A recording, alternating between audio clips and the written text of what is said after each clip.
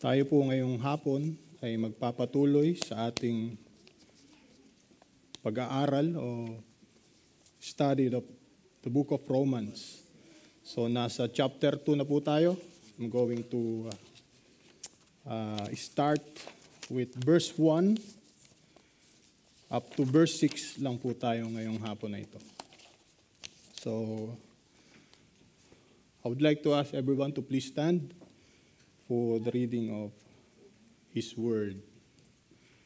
Romans chapter 2, verse 1 to 6. You therefore have no excuse, you who pass judgments on someone else, for on whatever point judge another. You are condemning yourself because you who pass judgment do the same things. Now, we know that God's judgments against those who do such things is based on truth.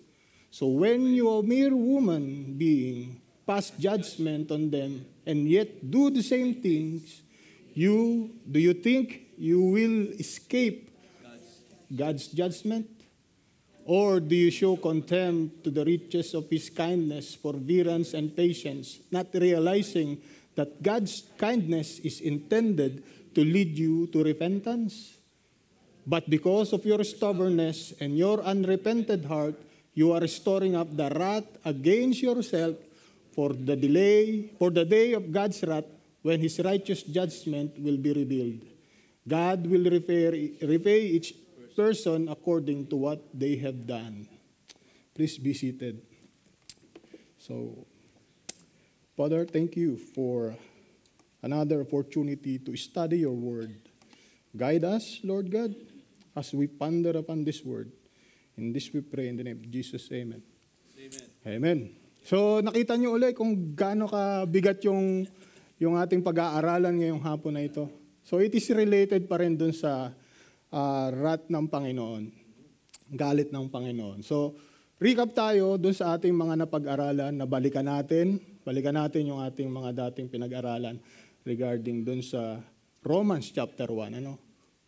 So, there are three main reasons, dun sa, na-share ko sa inyo, there are three main reasons why Paul said he was under obligation and eager to preach the gospel. Number one, because the gospel is the power of God for salvation to everyone who believes. And number two, because in the gospel, the righteousness of God is revealed from faith to faith. So makikita po natin dito that the gospel of God and the righteousness of God is connected, is deeply connected. No? Hindi pwede siyang paghiwalayin. No? The righteousness of God and the gospel, the power of God, the gospel is connected. No? Now, dito po tayo sa number 3. Ito po yung ating pinag-aralan at yun pa rin yung topic natin ngayon. No? Because of the miserable spiritual condition of humankind.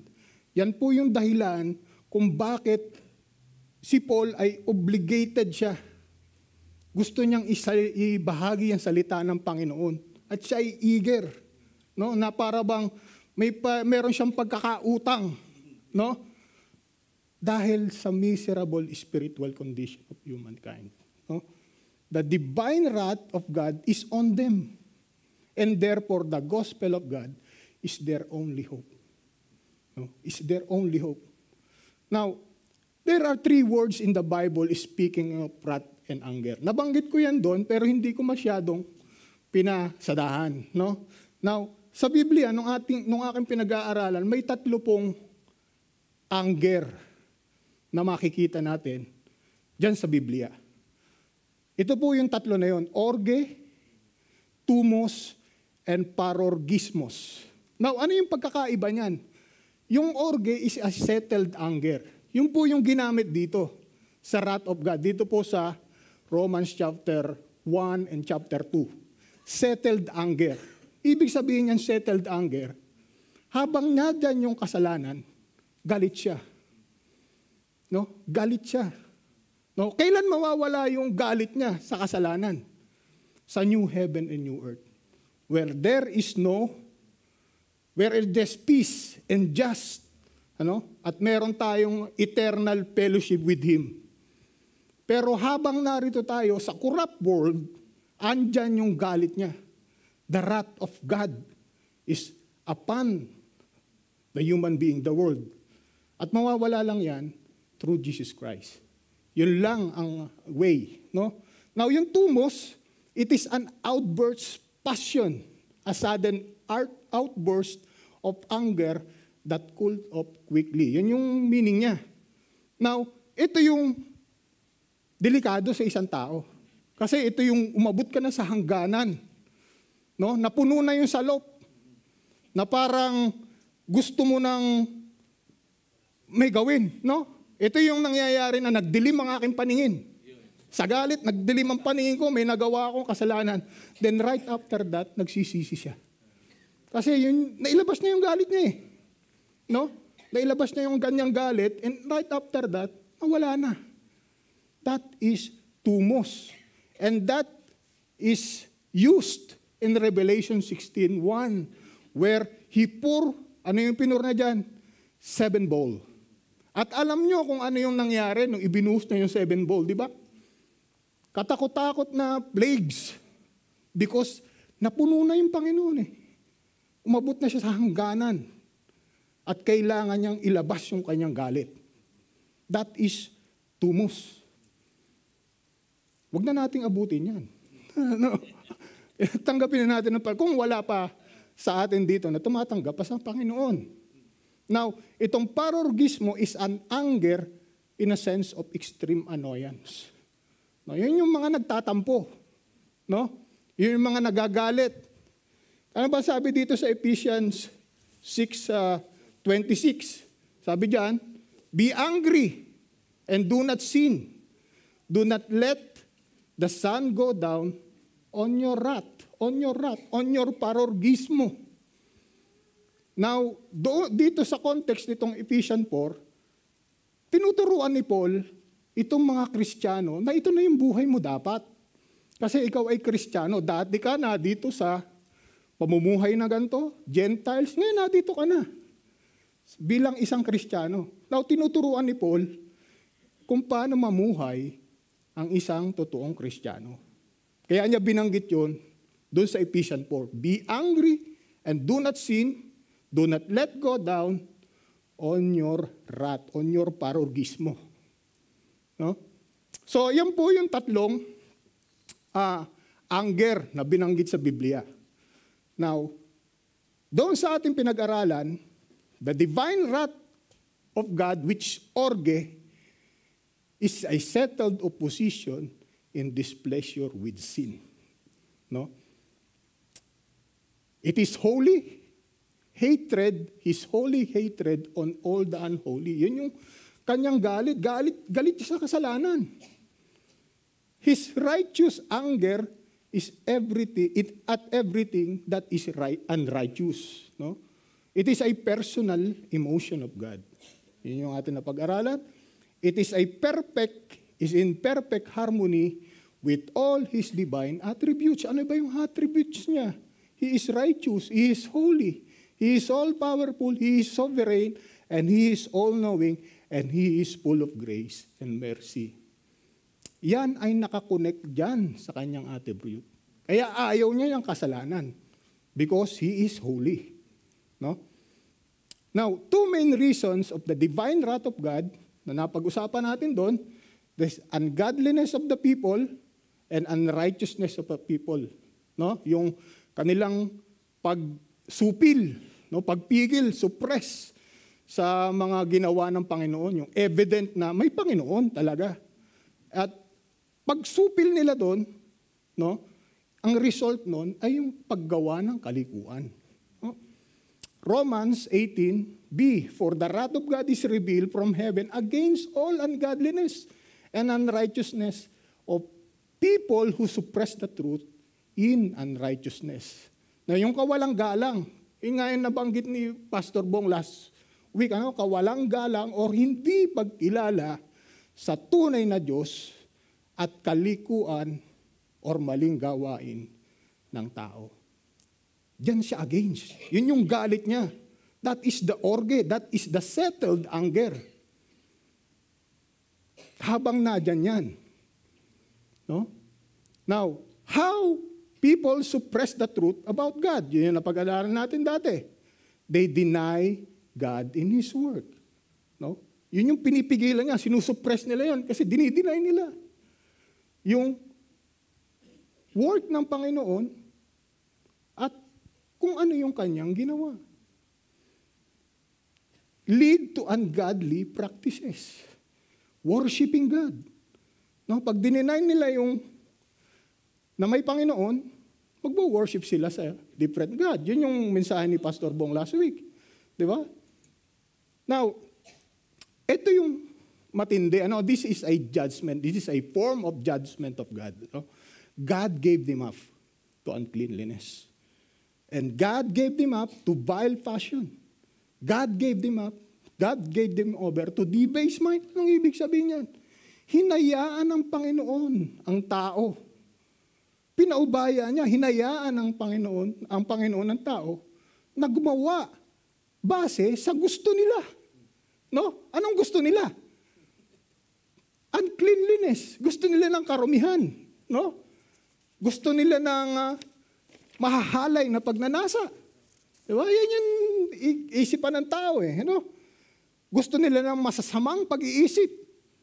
Now, hinayaan sila ng Panginoong gawin yan. Ang sabi dito, God gave them up. Makukulit kayo eh. Sige, gawin nyo. And that is the result. No? Yun yung decision ng tao. Ang decision ng tao, hindi palapit sa Panginoon. Palayo. No? Right after the fall, anong ginawa ni Adam and Eve? Nung pagkakain nila ng mansanas.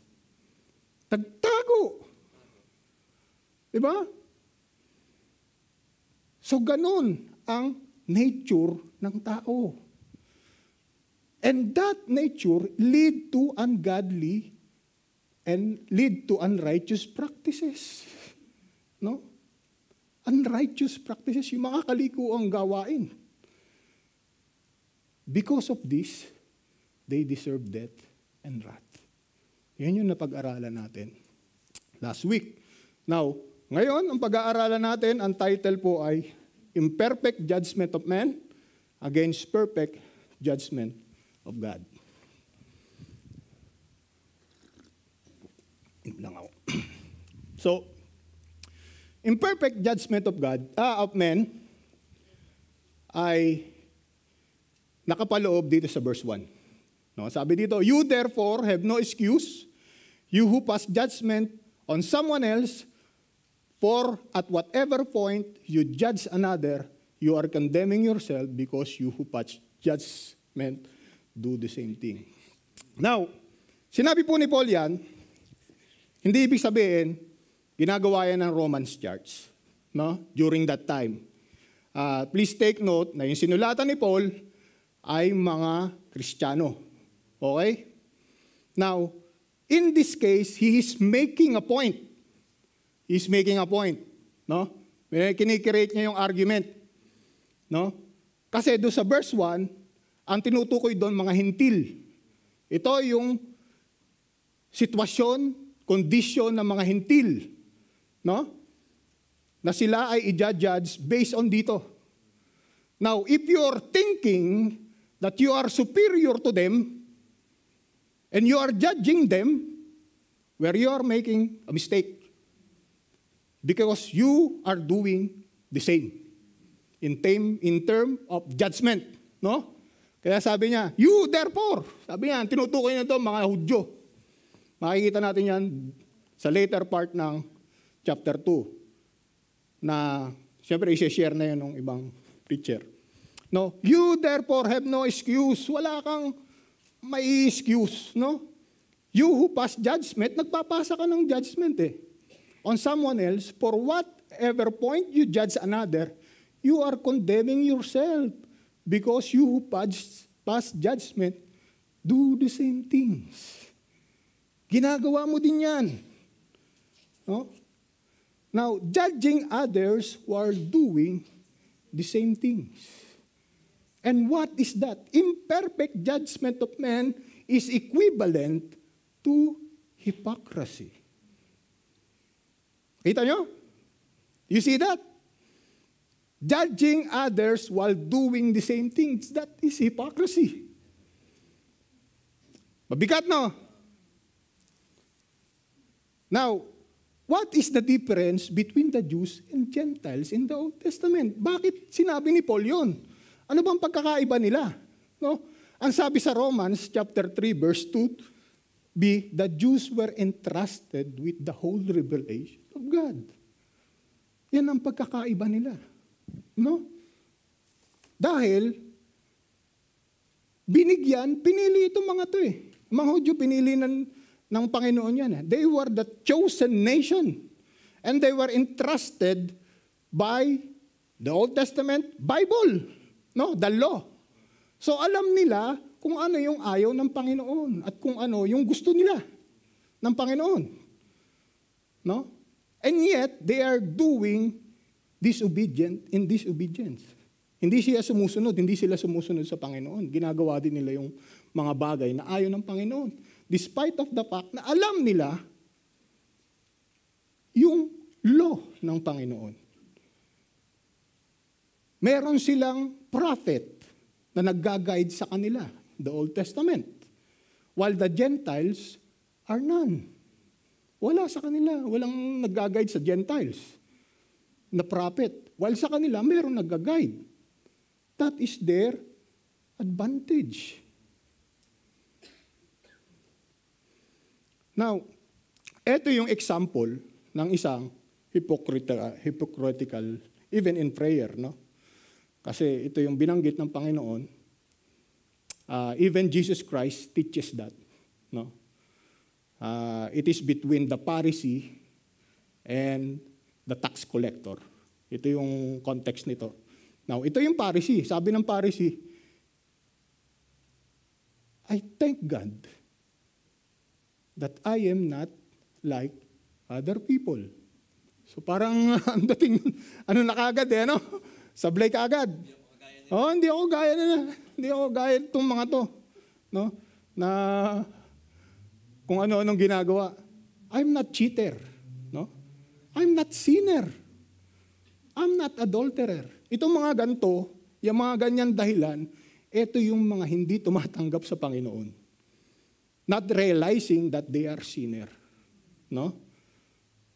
I am certainly not like that tax collector. Comparing, no? I passed twice. Nag-aayuno ako. 2 beses, sa isang linggo. Nagbibigay ako ng tithes. Ang sabi ng Panginoon sa kanila, sa kanya, for those who exalt themselves will be humble, and for those who humble themselves will be exalted. Now, yung sumunod dito, yung prayer ng tax collector. He was humbled. Humble yung prayer niya. Inaamin niya siya'y makasalanan. At wala siyang magagawa apart from that. Ito yung naging conclusion ni Jesus Christ. That is an example of an imperfect judgment of men. No? He is looking on the outward appearance. Now, imperfect judgment of man is double standard. No, double standard. Kasi, unang-una, nagja-judge ka ng iba, pero ikaw, gumagawa ka rin ng kamalian, which is double standard. Di mo ba? No? So, pag sinabing double standard, wala kang concrete standard. No? Paiba-iba yung standard mo. No? That is ay double standard. No? Ano pa yung pangalawa? Self-righteousness. Nakita niyo yung prayer nung Pariseo? Tinataas niya yung kanyang sarili. No? While the others, nilulok down niya. No? Ibinababa niya. And partial truth. Partial truth, meaning, hindi siya absolute truth, hindi siya truth. Based on partial truth. Kung ano lang yung narinig niya, Doon lang siya magja-judge based on that. Pero hindi niya narinig yung buo. Hindi niya alam yung buo. Where God, judgment is based on truth. Makikita natin mamaya. Now, ito yung example ng partial truth. No? Doon sa Samuel, na kung saan ay pinili ng Panginoon si David at nireject niya si Saul. Now, si Samuel, as a prophet of God, nalungkot siya. Nalungkot siya. Bakit si David? Why not Saul? Ano sabi ng Panginoon? The Lord said to Samuel, do not consider his appearance or his height. Gandang lalaki ni Saul eh. For I have rejected him. The Lord does not look at the things people look at. People look at the outward appearance, that is partial truth, but the Lord's look at the heart. Sa puso, kita ng Panginoon lahat yan. Hindi mo pwedeng itago yan kung ano yung nasa puso mo. So that is an imperfect judgment of men. No? Sabi sa John 7:24, do not judge by the outward appearance, sabi ni Jesus Christ, but judge with righteous judgment. Now, lahat po yan, double standard, self-righteous, partial truth, ay nakapaloob dito sa verse 1 ng Romans chapter 2. You therefore have no excuse, you who pass judgment on someone else, for at whatever point you judge another, you are condemning yourselves, because you who pass judgment do the same thing. So I hope we learn something from that, na may a-apply natin sa ating buhay, na tayo, ang judgment natin is partial truth. No? Sometimes it's self-righteous. No? At saka double standard. Now, paano natin maiiwasan? How can we prevent that? No? Now, there is a few suggestions. No? Practice self-examination. Examine niyo muna yung sarili niyo. Sabi sa Matthew 7:5, huwag niyo tingnan niyo muna yung lugs na nasa inyong mga mata. No? Bago kayo mag-judge sa iba. No? Bago niyo makita yung speck, nakaliit-liitan, nakita niyo pa, pero yung lugs sa inyong mata, hindi niyo nakita. No? Remember God's grace. No? Remember God's grace. We are only living by the grace of God. Avoid double standards. Avoid double standards. Be mindful of the motive behind your judgment. Ano ba yung motibo mo? Are you superior to that person? Kaya ka nag-judge ng ganan? You feel superior? Dinadown mo yung kapatid mo? What is your motive behind your judgment? And pray for a change heart. Pag hindi mo maiwasan, hindi ko talaga maiwasan mag-judge. Pray for a change heart. Amen. Pray for a change heart. And remember that judgment belongs to God. Siya lang ang magja-judge. Focus on restoration, not on condemnation. Ang sabi sa Galatians chapter 6, verse 1, brother and sister, if someone is caught in a sin, you who live by the Spirit should restore that person gently, but watch yourselves, or do you also may be tempted. Now, while the judgment of men is imperfect, double standard, self-righteous, and partial truth, the judgment of God is perfect.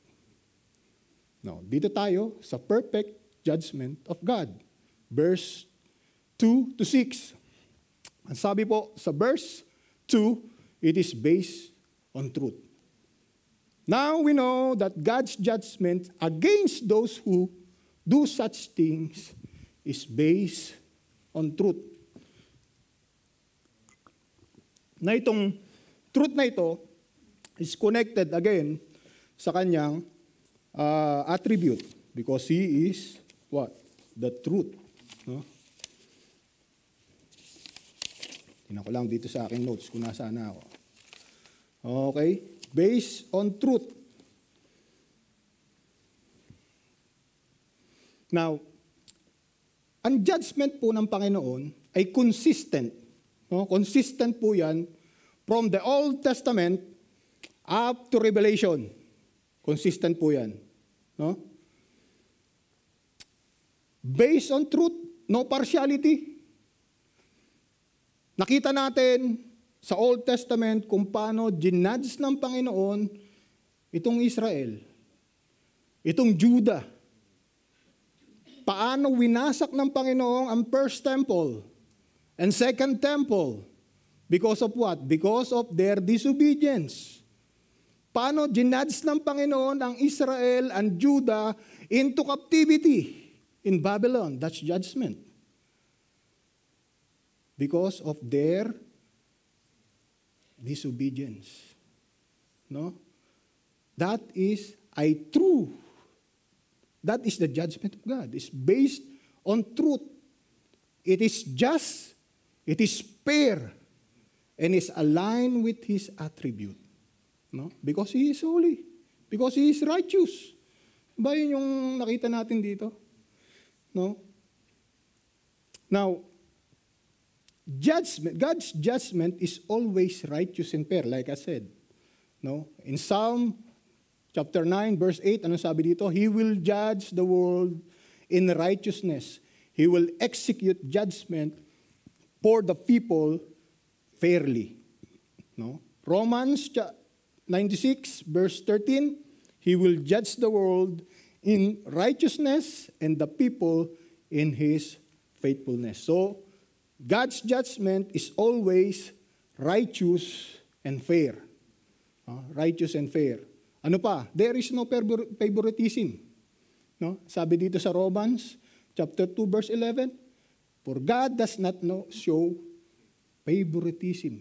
No? Sa ibang salin, partiality. There is no partiality. Kaya sabi dito kaya yung sa introduction itong Romans verse 1, wala kang excuse.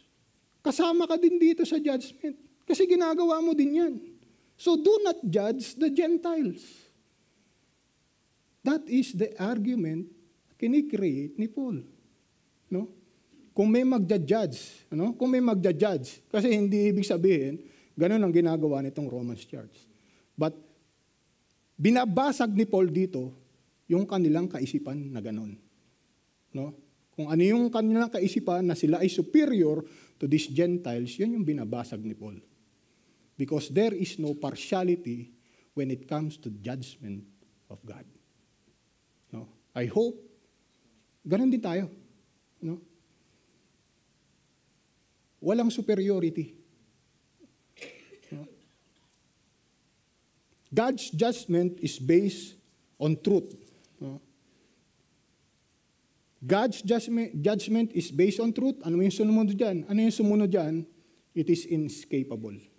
Walang makakatakas sa judgment ng Panginoon. Walang makakatakas. So when you, a mere human being, sabi niya, pass judgment on them, and yet you do the same thing, that is double standard. That is an example of double standard. Nagpapas sila ng judgment, nagda-judgment sila, and yet do the same things. Do you think you will escape the judgment of God? Iniisip niyo ba na makakaligtas kayo sa paghuhukom ng Panginoon?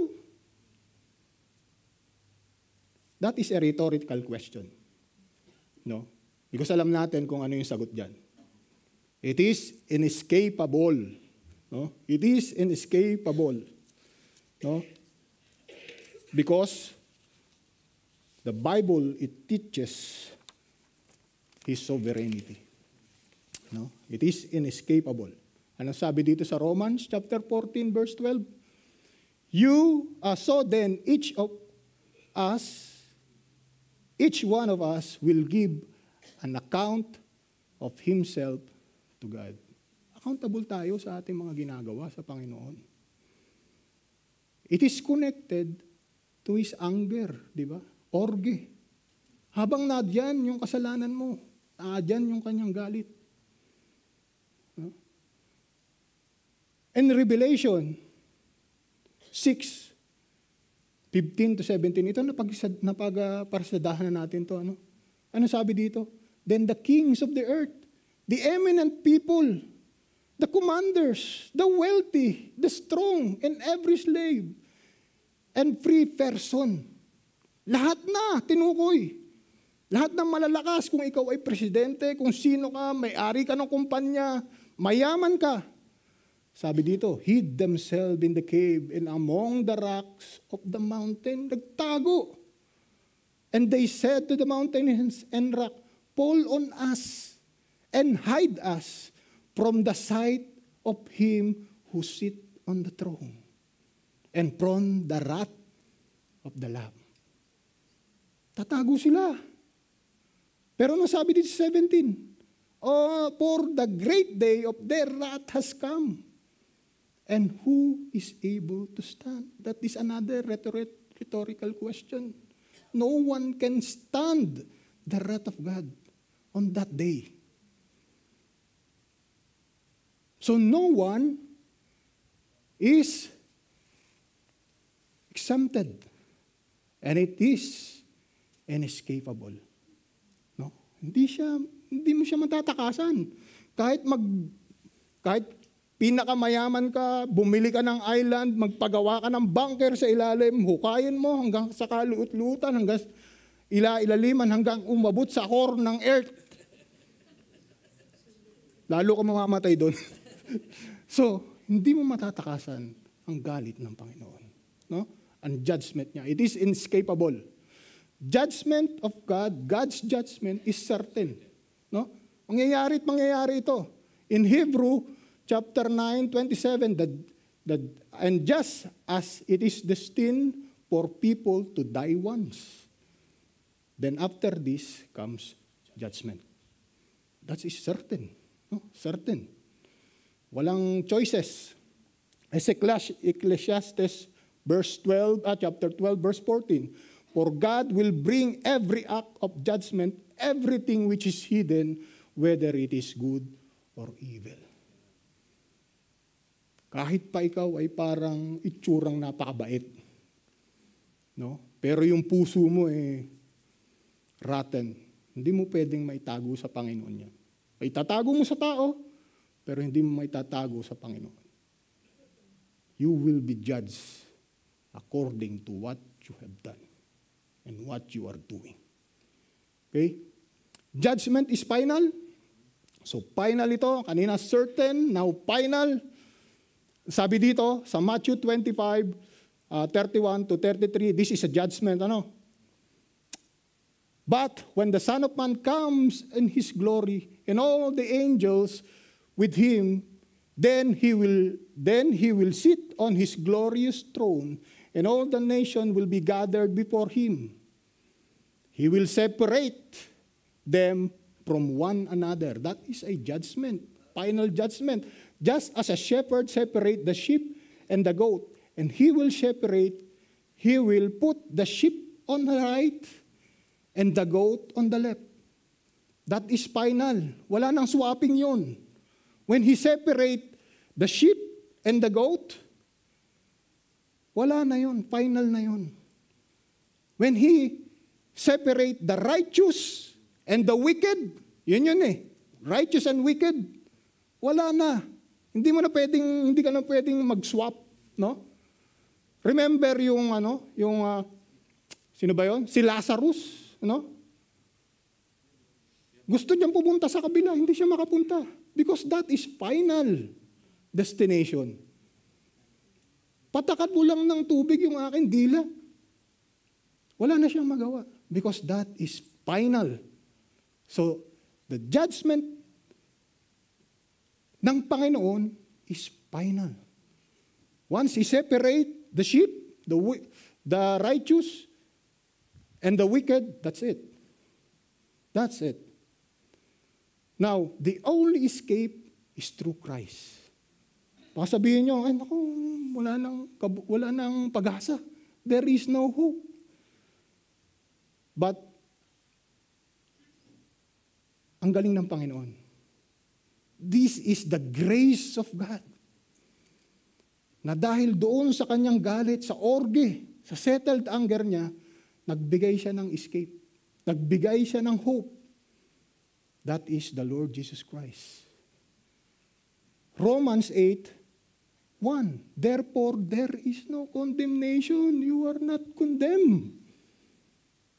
At all those who are in Christ.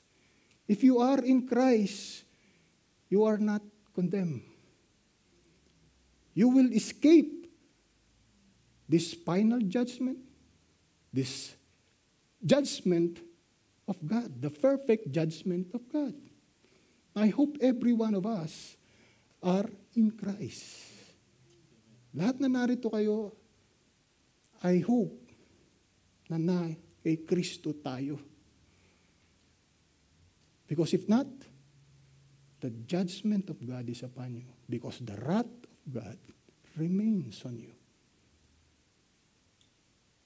John 3:36. Ito yung sinabi ko kanina. The one who believes in the Son of God has eternal life. But the one who does not obey the Son will not see life, but the wrath of God remains on him. Now, when the wrath of God is on you, expected mo na ang judgment of God is also on you. And it is inescapable. Now, yan. So, una natin, based on truth, perfect judgment of God is based on truth, it is inescapable, and has grace, period. No? Merong tinakdang Panginoon, may tinakdang oras ang Panginoon. He has a grace period. Now, ano ba ang pagkakaintindi natin? In secular word, ano pa ang pag sinabing grace period? Ano ba yan? No? No? Binibigyan kayo ng pagkakataon. No? Binibigyan tayo ng pagkakataon. Now, sa amin, sa trabaho namin, meron kaming grace period. No? Na pag you go beyond that grace period, late ka na. No? Late ka na. And you will, recorded na yon. No? Na ang grace period namin is parang 5 minutes. Pero pagka nakarating ka doon, pag in mo, nako, 7:36. Wala na yon, late ka na nun. Kasi ang nun is 45 na. No? So, ang grace period is up to 5 minutes lang. So, pagka umabot ka doon sa 7:35, 7:30 pa yun. Ayun, ayos ka doon, ano? So, yun yung grace period in secular word. No? Now, ang binibigay dito ng Panginoon ay yung oras para ikaw ay magsisi. No? At tanggapin siya. Sabi dito, or do you show contempt on the riches of His kindness, forbearance, and patience, not realizing that God kindness is intended to lead you to repentance. Now, contempt dito, mga kapatid, is despise, disregard, think lightly, no regard, or disrespect. Hinahamak, ito yung sinabi ni, ito yung argument na sinasabi niya dito sa mga Hudyo dito. No? Sabi dito, hinahamak mo ba ang Diyos? Hinahamak mo ang Diyos sapagkat siya'y napakabait, matiisin, at mapagpasensya. Hindi mo ba alam na ang kabutihan ng Diyos ay umaakay sa iyo upang magsisi at tumalikod sa kasalanan? So this praise dapat ma-realize ito ng tao. Na kaya pinapatagal ng Panginoon ang pagbabalik niya is because siya ay nagtitiis. Napakabait siya. No? Mapagpasensya. No? And that attributes, dapat, ginagrab ng tao yun. Para siya ay mag-repent at bumalik sa Kanya. That is the grace period na binibigay ng Panginoon, no? Sa tao.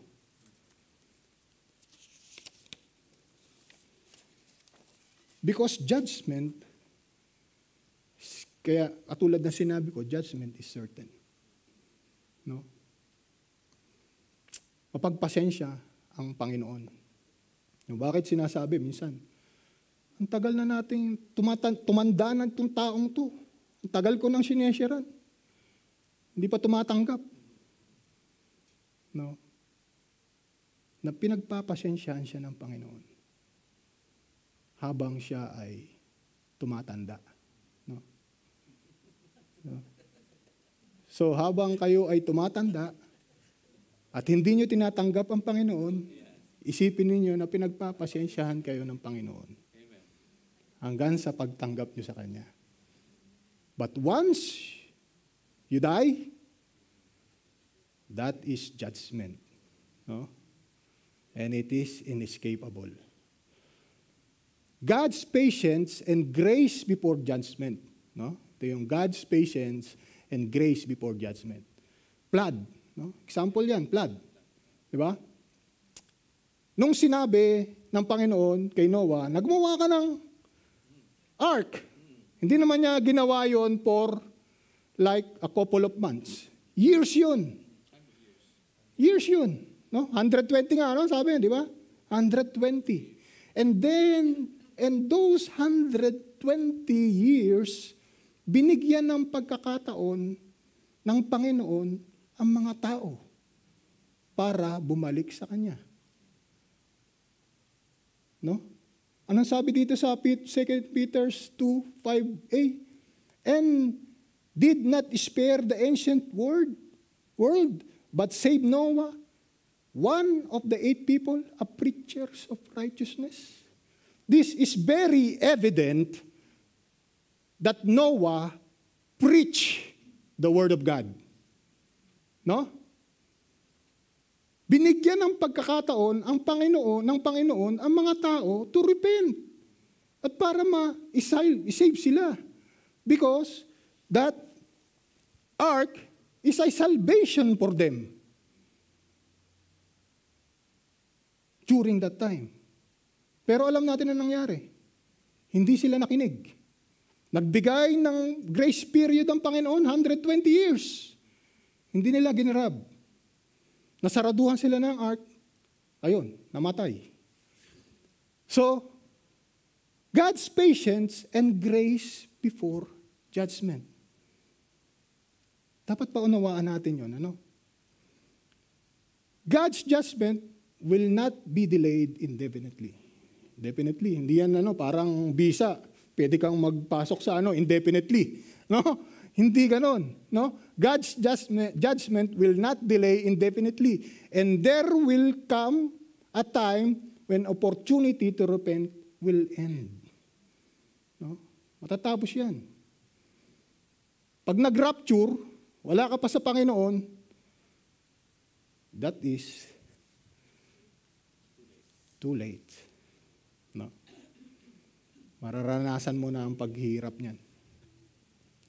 Grace period, in this sense, is a period of time we have to respond to God's call for salvation through Christ. No? Yan yung grace period ng Panginoon. 2 Peter chapter 3, verse 9, the Lord is not slow about His promise, as some count slowness, but is patient toward you. Ang sinasabi niyo, mabagal ang Panginoon. Hindi. Mapagpasensya siya. Not willing for any to perish, but for all to come to repentance. That is the grace of God na ibinibigay ng Panginoon. Free gift of God na ibinibigay ng Panginoon sa humankind. No? God's patience will end. And definitely, final judgment will come. So, ano yung perfect judgment ng Panginoon? It is based on truth. It is inescapable. And has grace period. Ano yung sumunod? Is measure out according to the accumulation of guilt. So habang pinatatagal mo Binigyan ka ng Panginoon ng grace period at habang pinatatagal mo ang pagtanggap sa Kanya, pinapabigat mo ang iyong kasalanan at the end of judgment.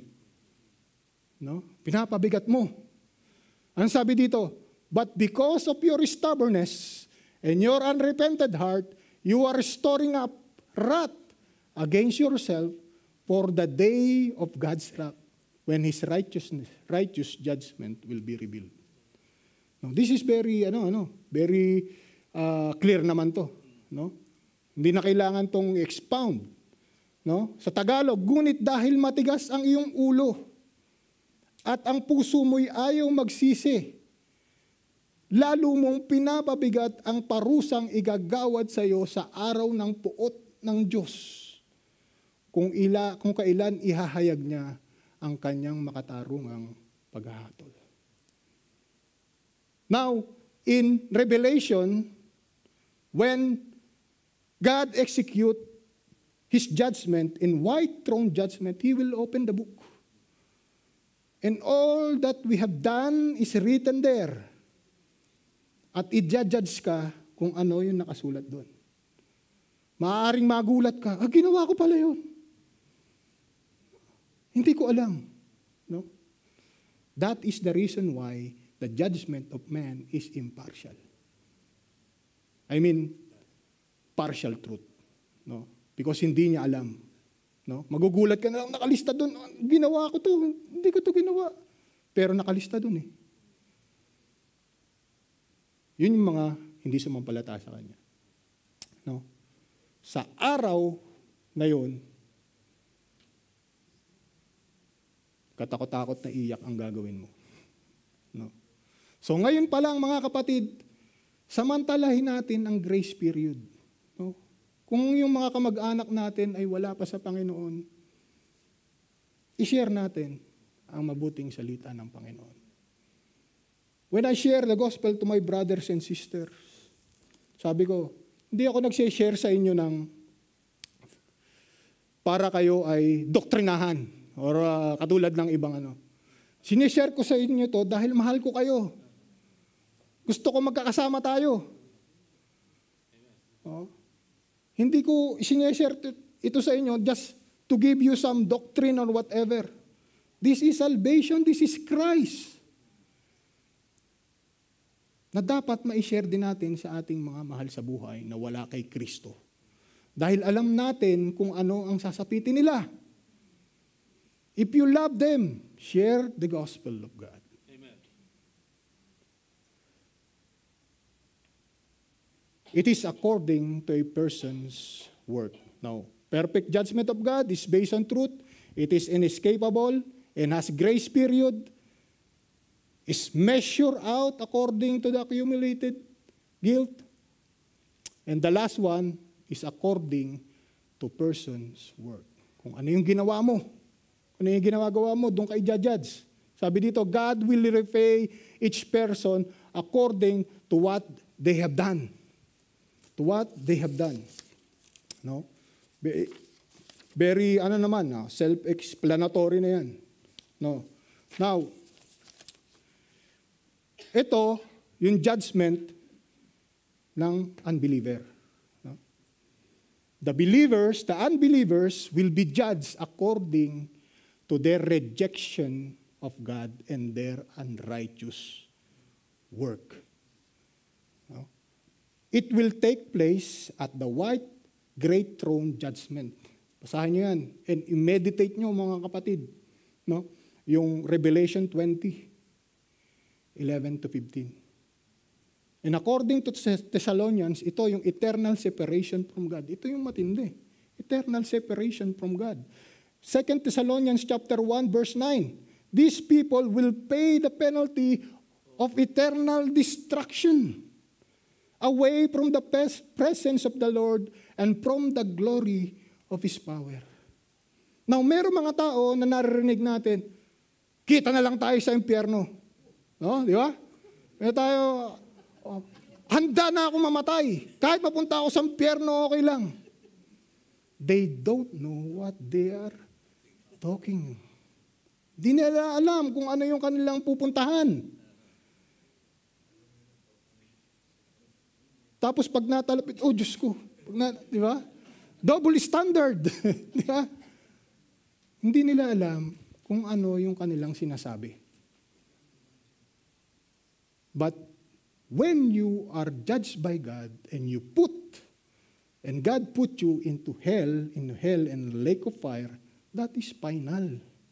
And that is eternal destruction. Away from the presence of the Lord and from the glory of His power.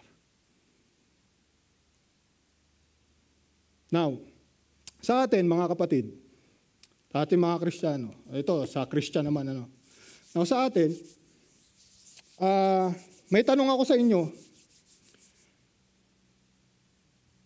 Anong pakiramdam nyo? What would you feel if you receive a reward? For example, sa inyong secular work, naka-receive ka ng reward, naka-receive ka ng incentive. Ano yung pakiramdam mo? Masaya, di ba? Una-una, masaya ka, you feel valued, di ba? Diba?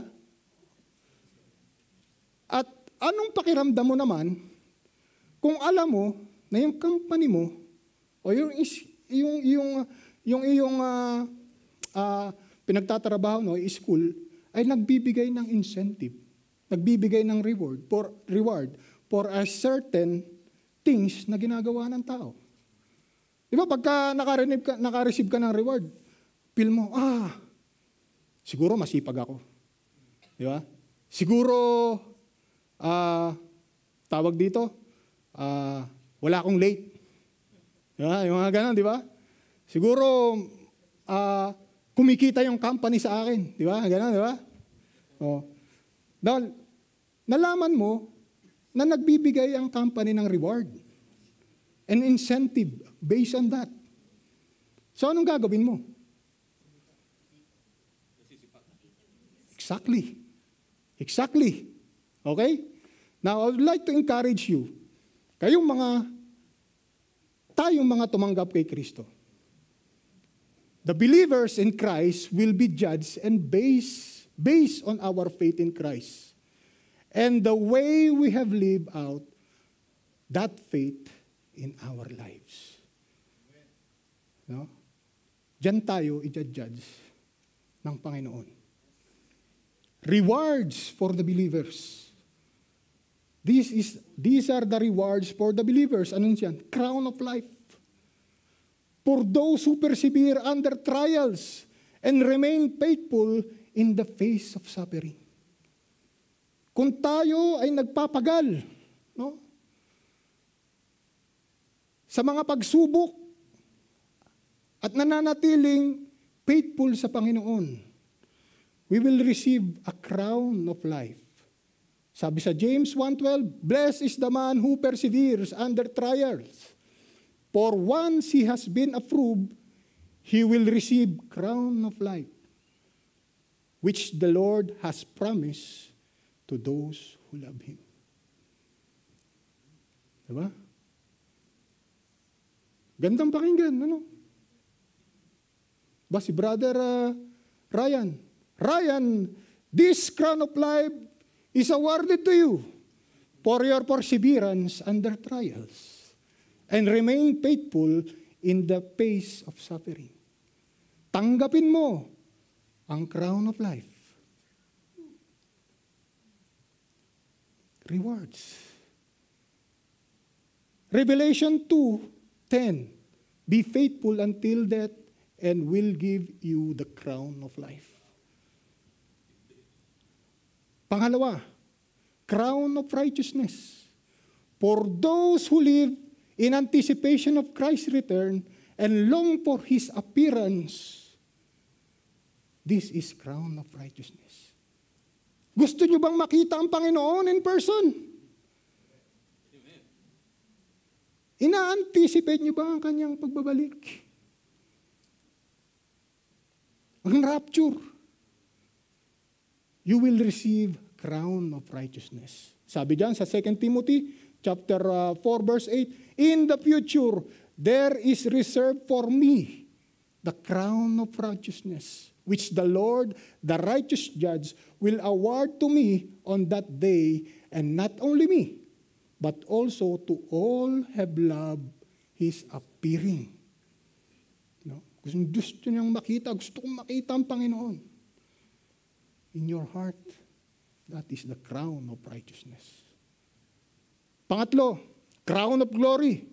For those who faithful shepherd and lead others in faith. That is the crown of glory.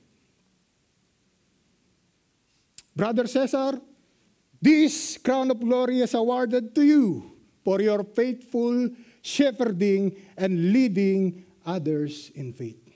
What? Wow, crown of glory. I-award sa iyo yun. 1 Peter chapter 5, verse 4. And when the chief shepherd appears, you will receive crown of glory that does not fade away. Does not fade away. Number 4, imperishable crown. For those who live a life of self-discipline and spiritual training in obedience to God. Now, take note nyo yung mga yung mga tawag dito criteria, no? Ang criteria na is those who live in life of self-discipline and spiritual training in obedience to God. Sabi sa 1 Corinthians chapter 9 verse 25, and everyone who competes for the prize is tempered, exercise self-control in all things. Now, they do it to obtain perishable crown, but we for imperishable crown. Now, ito ay ikinumpare ni Paul sa isang athletes na matinding training ang ginagawa. Diba? Self-discipline. No? Para sa pagdating ng paglaban, ng pag-actual na event, makukuha niya yung crown. Now, inihin tulad ni Paul yon kasi yon is perishable crown. But tayo, mga Kristiyano, ang ating matatanggap kung tayo magpipersevere, meron tayong self-discipline and spiritual training in obedience to God, imperishable crown ang ating matatanggap. Amen? Natin pa ba kayo? Amen. Nasa tayo, dapat excited tayo kasi rewards ito. Now, last na ba yan? Parang hindi pa. Hindi, last na. Crown of rejoicing. Crown of rejoicing. For those who share the gospel and lead others to Christ. No? Tindi, no? Crown of rejoicing. Pastor Bong, I hereby given to you this crown of rejoicing. I'm giving to you this crown of rejoicing for sharing the gospel and leading others to Christ. So, imagine, Panginoon magsasabi sa iyo, parang graduation, parang no? Awarding ceremony. Sabi sa 1 Thessalonians chapter 2, verse 19 to 20, for what is our hope or joy or crown of rejoicing? It is not even you in the presence of the Lord. Christ is coming, for you are our glory and joy. Now, ang context naman ito, mga kapatid, ay diba, nag-share si Paul sa Thessalonica, na yung Thessalonian church, nung nag-share si Paul, is under persecution. Under persecution yan. Na nagwo-worry si Paul. Ito ba mga to ay tumanggap sa Panginoon o nag-persevere ba sila? No. Pinadala ni Paul si Timothy para alamin kung ano yung kanilang sitwasyon. At na-amaze siya, nagulat siya dahil itong mga to, Thessalonican church, ay nagpapatuloy at lumalago sa kanilang pananampalataya. Kaya, crown of rejoicing. Kasi masaya siya dahil na-share niya, naibahagi niya ang salita ng Panginoon sa kanila at tumanggap sila. Namuhay sila sa Panginoon. Okay?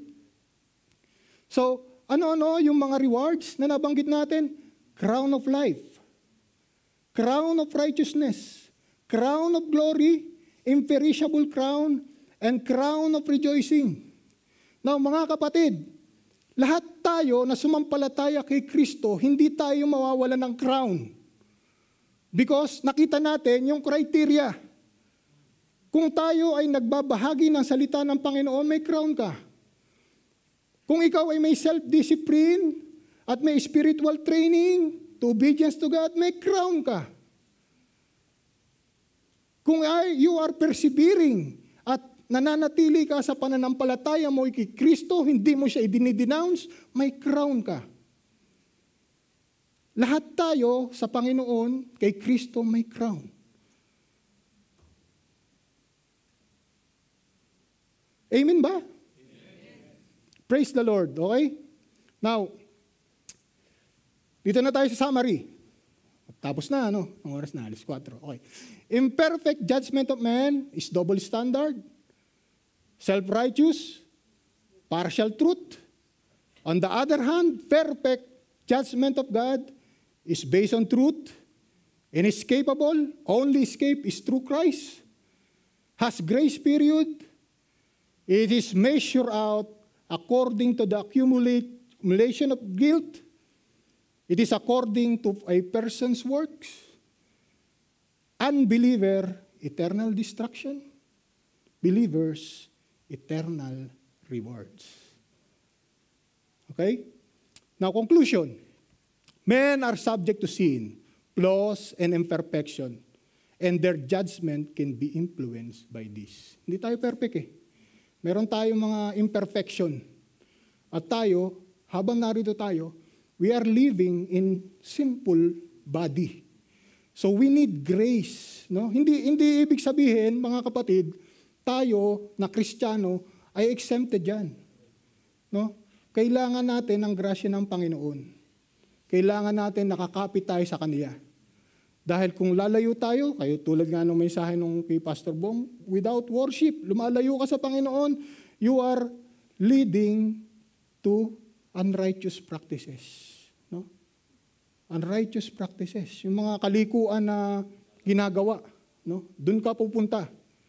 No? Judgment of men is based on limited knowledge, outward appearance, personal bias, and emotions. No? Kung ano yung nararamdaman natin, doon tayo nag-judge. Kaya nga, don't judge when you're angry. No? Flawed, partial, and often self-serving, sometimes hypocritical. Now, the judgment of God is based on truth, righteous, fair, impartial, and founded on His perfect knowledge of all things, omniscient. Inescapable, because it is according to what is true in each person's life, deeds, motives, and relationship with Him. Relationship with Him. The only escape is through Christ. His judgment has grace period, but with limited time. No? An application, mga kapatid, for those who are not in Christ yet, no, let God's truth reveal your sin, your own sin, and guide you to repentance. Alam niyo mga kapatid, ang nakakapigil sa isang mga tao na hindi mananampalataya, pag siniran mo sila ng gospel at ipinakita mo sa kanila ang kanilang mga kalikuan, anong sasagot nila? Hindi ako makasalanan. Ba't mo ako ginajudge? No. Basta ang sa akin, hindi ako nakakaapak ng tao, alam ko, save ako. Oh. Yun yung mga dahilan ng mga tao na wala sa Panginoon when you share the gospel to them. They cannot accept the fact that they are sinners. No? So, yun yung dapat ma-realize ng isang tao. Kapag sinira natin, na once that person realized that he is sinners and only God who can take away that wrath of God on him, doon tatanggap siya. Now, don't take His mercy for granted. God is patient and grace.